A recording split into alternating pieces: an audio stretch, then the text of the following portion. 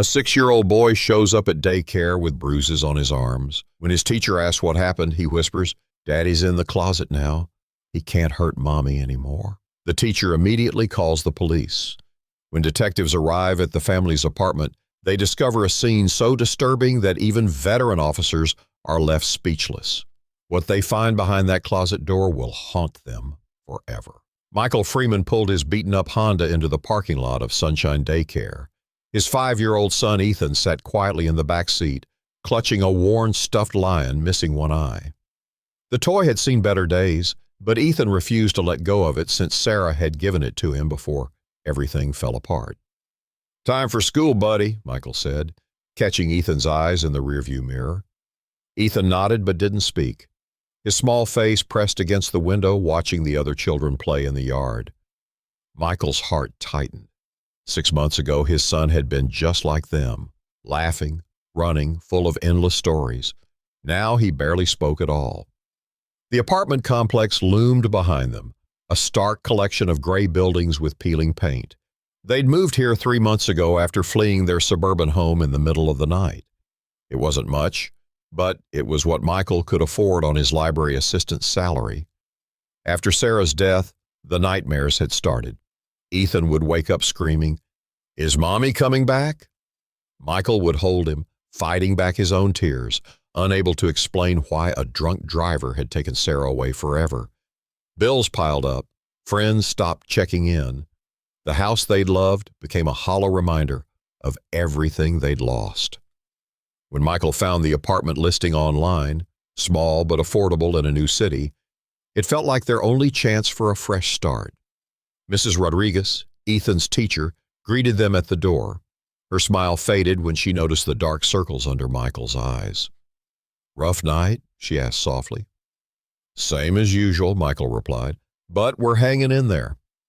As Ethan wandered toward the toy corner, Mrs. Rodriguez touched Michael's arm. "You know, we have resources for single parents, support groups, counseling." "We're fine," Michael cut her off. "Really?" Mrs. Rodriguez nodded, though her eyes said she didn't believe him. "Well, the offer stands." Michael knelt beside Ethan. "Be good today, okay? I'll pick you up at 4. Ethan hugged his lion tighter, but said nothing. Walking back to his car, Michael felt the weight of someone's gaze. He turned to see a woman standing at the edge of the parking lot. Tall, maybe mid-40s, with sharp features and expensive-looking clothes. She smiled and waved. "You must be Ethan's father," she said, approaching. "I'm Victoria Reed. My daughter Lily is in his class." Michael nodded politely. "Michael Freeman." "I've been meaning to introduce myself. Single parents have to stick together, right?" Her smile lingered. "I'm on the PTA. We're always looking for volunteers."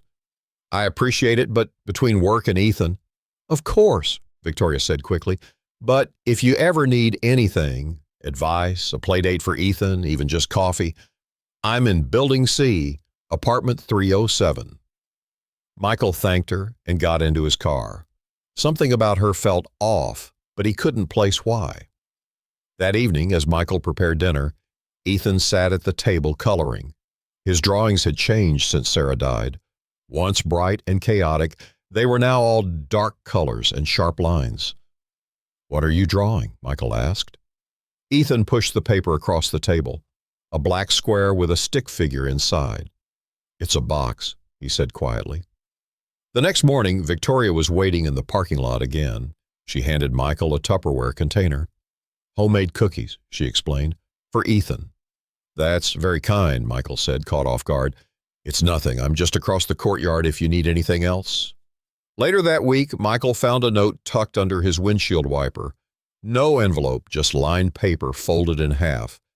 "You shouldn't be alone so much. Children need 2 parents."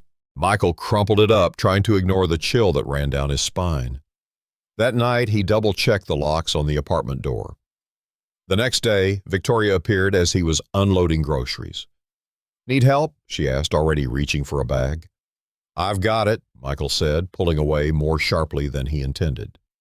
Victoria's smile faltered for just a second. Something cold flashed in her eyes. "Just trying to be neighborly," she said, voice tight. That night, Michael found scratches around his door lock. The following weeks brought more coincidences. Victoria showed up everywhere. The laundry room, the mailboxes, the playground, always with that same tight smile, always standing a little too close. One evening, Michael spotted her watching their apartment from the parking lot. When he closed the curtains, she was still there an hour later. "Mr. Freeman," Mrs. Rodriguez caught him at drop-off. "Can we speak privately?" She led him to a small office and closed the door. "Ethan's behavior has changed. He's withdrawn, doesn't play with other children." Michael rubbed his temples. "It's been hard since we moved, since Sarah—" "I understand," she interrupted gently. "But yesterday, Ethan drew this." She placed a paper on the desk, another black box, but this time with 2 stick figures inside, one large, one small. Above them written in shaky letters, "Help." When I asked about it, he just said, "The lady watches us." Michael's stomach dropped. "What lady?" Mrs. Rodriguez shook her head. He wouldn't say more. That night, Michael found Ethan standing by the window, clutching his lion. "What are you looking at, buddy?" "The watching lady. She's there again." Through the blinds, Michael saw Victoria sitting in her car across the courtyard, eyes fixed on their apartment. He pulled Ethan away. "Listen to me. If that lady ever talks to you or tries to come close, you run to a grown-up, okay? Promise me." Ethan nodded, eyes wide. "Is she bad like the monsters in my dreams?" Michael couldn't sleep that night. He placed a chair against the front door and kept his phone nearby. The next morning, Victoria was waiting by his car. "I noticed Ethan doesn't have proper winter clothes," she said without greeting. "I bought him a jacket." She held up a shopping bag. "That's completely inappropriate," Michael said firmly. "Please stay away from us." Victoria's face hardened. "You need help, Michael. A child needs a mother." "My son has a mother," he snapped. "She died and we're managing just fine without your help." Something twisted in Victoria's expression. "You're making a mistake. You can't do this alone." "I'm not alone. I have Ethan." "For now," she whispered, turning away. Michael filed a police report that afternoon. The officer took notes but seemed unconvinced. "Has she threatened you directly? Damaged property?" "She's stalking us," Michael insisted. "She said for now when I mentioned having my son." "We'll look into it," the officer said, but without more concrete evidence. 3 days later, Michael found his apartment door unlocked when he returned from work. Nothing was missing, but Ethan's lion, always kept on his bed, was sitting perfectly centered on the kitchen table. He grabbed Ethan from daycare immediately and drove to a hotel 20 minutes away. That night, they slept with the dresser pushed against the door. When they returned home the next afternoon, Victoria was waiting in the hallway outside their apartment. "You left without saying goodbye," she said, her voice eerily calm. "Ethan needs stability." "How did you know we were gone?" Michael demanded, pushing Ethan behind him. Victoria smiled. "We're neighbors. I notice things." "Stay away from us," Michael warned, fumbling with his keys. "The police are involved now." Victoria laughed softly. "They won't believe you. No one does." Inside, Michael called a locksmith and installed a security camera that same day. He applied for a restraining order the following morning. That weekend, Mrs. Rodriguez called. Her voice sounded strained. "Michael, a woman came to the daycare yesterday, said she was Ethan's aunt, that you'd asked her to pick him up." Michael's blood ran cold. "What happened?" "We knew Ethan has no aunt. We turned her away and called security, but she was gone before they arrived." "Victoria," Michael whispered. "That's the name she gave, yes." "Michael, I think you should consider—" "We're not safe here," he cut in. "I need to get Ethan away." That night, as Michael packed their essentials, Ethan tugged his sleeve. "Daddy, the watching lady is in our house." Michael froze. "What do you mean, buddy?" "I heard a noise. She's in the closet." Michael's heart slammed against his ribs. He pulled Ethan close and whispered, "Stay behind me." He grabbed his phone and a kitchen knife, then crept toward the hallway closet. The apartment was silent except for Ethan's frightened breathing and the soft hum of the refrigerator. The closet door was closed. Michael was certain he'd left it open earlier when grabbing Ethan's jacket. "Call 911, he texted his neighbor across the hall, an elderly man named Frank who'd been kind to them. "Emergency, someone in my apartment." The closet door handle turned slowly. Michael pushed Ethan toward the front door. "Run to Frank's. Now!" The closet door flung open. Victoria lunged out, something glinting in her hand.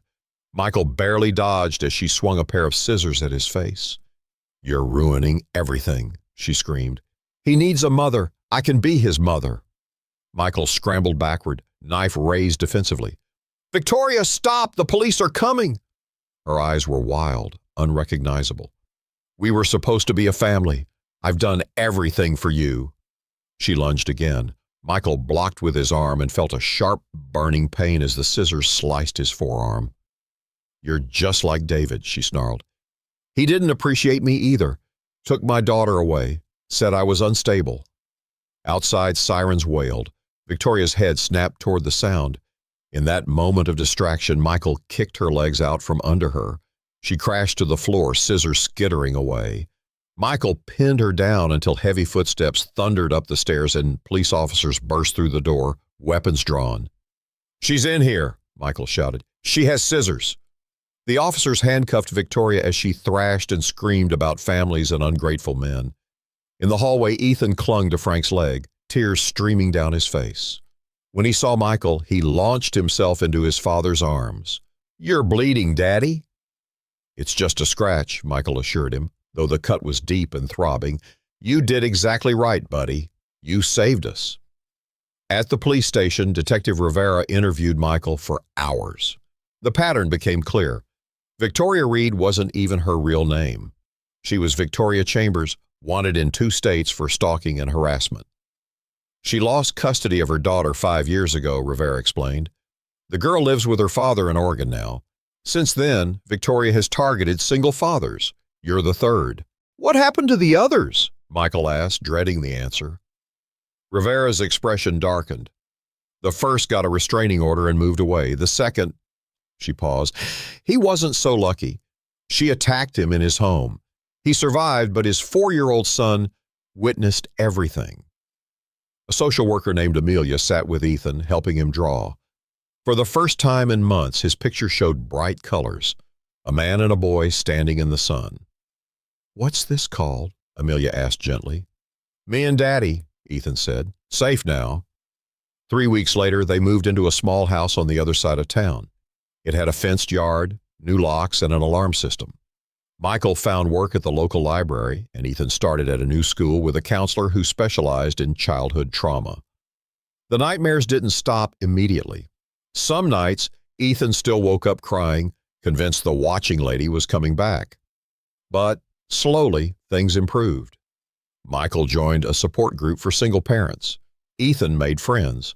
They planted flowers in the backyard. One evening, 6 months after the attack, Michael sat on the porch swing with Ethan beside him. The air smelled of fresh-cut grass and the cookies they'd baked earlier. "Daddy?" Ethan's voice was stronger now, more like the boy he'd been before. "Yeah, buddy? Is the watching lady ever coming back?" Michael pulled him close. "No. She's in a place where she can't hurt anyone anymore." Ethan nodded, processing this. "I was scared she'd take you away like Mommy went away." "I'm not going anywhere," Michael promised. "We're a team, remember?" "The best team," Ethan agreed, a small smile forming. As twilight settled around them, Ethan pointed to the first star appearing in the evening sky. "Is Mommy up there watching us?" "I think she is," Michael said softly, "and I think she's very proud of how brave you've been." Ethan leaned against his father's side and whispered, "You too, Daddy. You're brave too." Inside the house, Ethan's lion sat on the kitchen counter, waiting to be stitched up. Michael had promised to fix its missing eye and torn ear this weekend. Not to make it new again, that wasn't possible, but to make it stronger, like them. If this story touched your heart, don't forget to subscribe for more powerful real-life stories that will change how you see the world. Have you ever had to protect someone you love from danger? Share your thoughts in the comments below. Remember, sometimes the bravest thing we can do is ask for help when we need it.